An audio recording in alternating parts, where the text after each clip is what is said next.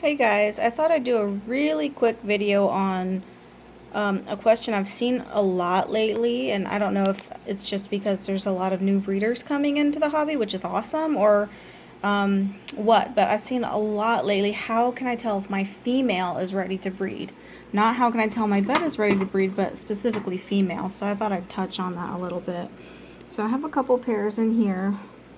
This is a giant, I know you can't see him because of the thermometer, but that's a giant plakat, and his girlfriend's back there.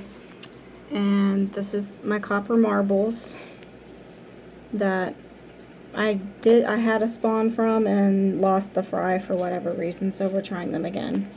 And then I have a couple other females, or a couple other pairs, this one and then this one down here, that are about to go in as well. So let's go back over here. The first thing you'll notice is that my female's in a jar. Normally I don't do that. I just put them straight in together, but I just felt like experimenting. I've done the spawn setup my way for so long. Every once in a while I like to, change it up and see if, maybe something works better. So a lot of people do it this way, where they put the female in a jar and let the male flare, and he'll start his bubble nest. You can see I have a piece of bubble wrap under here. He's actually already started his nest, but I have a piece of bubble wrap under here, and that is mainly to hold the leaf up, because sometimes the leaf will sink. And when it's got a nest with eggs in it, that's no good. So that's why I have the bubble wrap. But if we zoom in to look at the female, the first thing you'll notice is that she is eggy. You can see her body is nice and round. Her ovipositor or egg spot is clearly visible. She's showing interest in the male. She's flaring. And it's hard to see, but she does have bars. I don't use bars as the primary indicator on females, because some females don't show it due to their coloring. You can see she does have a little bit of barring. You notice she's not pale, she's not clamped, she's looking at him, she's flaring at him when he comes over. So, and you can definitely see she's eggy. She's actually quite fat for this female. Some females will get even fatter, but this female has a very long body, and because of that, she tends not to look as thick as other females. And so again, if we go over to the next pair, you'll see this female has clear barring showing up, and she only has that one big bar. Some females have bars that go the entire length of their body. Some have barring like this, where it's just kind of like one big one, and some don't show bars at all. This female naturally tends to be a bit more pale. She only really darkens up once you let her out and she's actually in there with the male. Even in her jar, she's always pretty pale. But you can see again, she's flaring. She's not clamped. She's trying to get out to the male.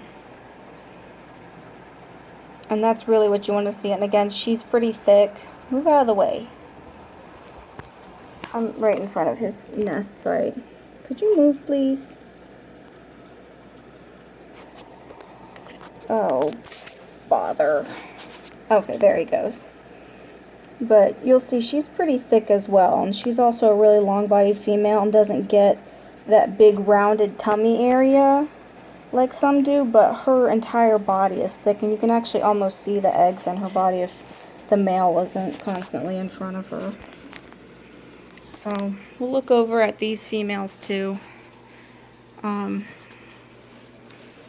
This is a Dumbo pair. I'm going to try one more time before I sell them, just because I want some cousins to the fry I already have to play with. But again, you can see she's very thick and very eggy.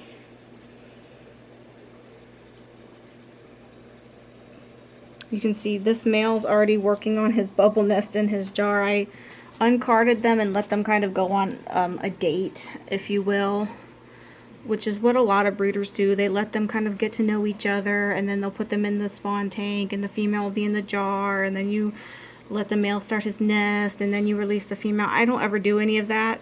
I just like throw them in. I call it an arranged marriage. They don't see each other before the wedding, but you know, it's always good to try different things and things that you don't do often, because you never know, maybe something that works that you haven't tried will work even better than what you've been doing. So that's why I'm doing things a little bit different. But it's hard to see her body because she's got those big pectoral fins, but again, you can see she's really thick, she's really eggy. She has a little bit of horizontal striping, and that's just how this female acts. She gets those horizontal bars and gets kind of like nervous around a male, and then she spawns. And she's spawned twice already successfully, so I have no fears about her spawning. I don't think she's overly stressed. That's just how she acts. She shows the bars off because she's submissive to the male. So again, you know, another reason why I don't really hold much weight in the barring up of females. Let's see. This female I'm not breeding. This is my other Dumbo female, but because she's light-bodied, you can usually see her eggs very well. So when we're saying there's a good shot, that white kind of triangular shape inside her body is her ovaries. Let's see if I can get her back over into the light.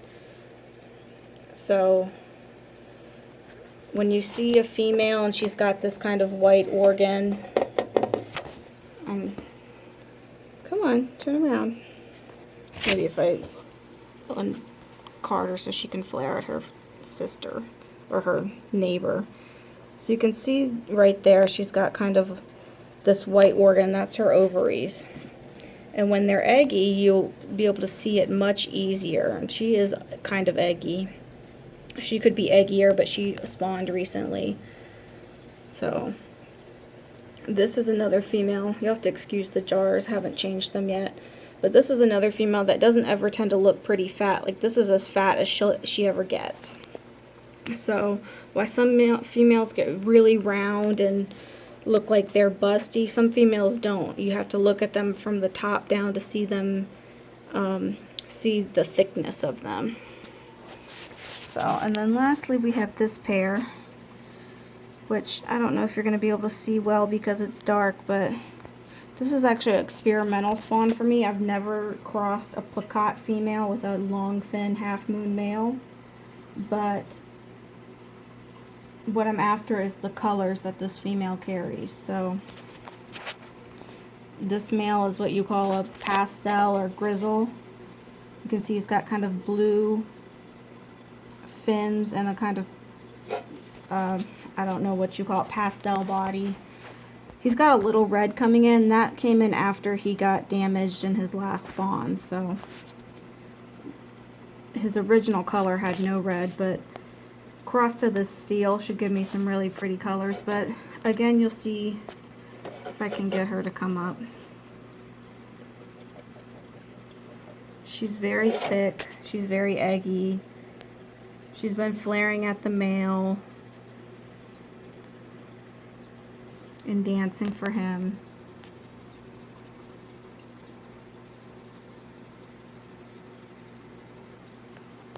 And she hasn't barred up. We'll see if when I put them in the tank if she bars up, but again, sometimes they just don't bar up. So, alright, that's it. That's just a quick video of what I look for in the females. We'll look at this girl again. It's kind of, you have to take all of these kind of different criteria and add them together to decide if your female's ready, because some females won't show bars, some females won't look as eggy as other females and whatnot, but mainly if she's showing interest in the male, especially the way this female is, she's ready to breed, even if she doesn't look particularly eggy.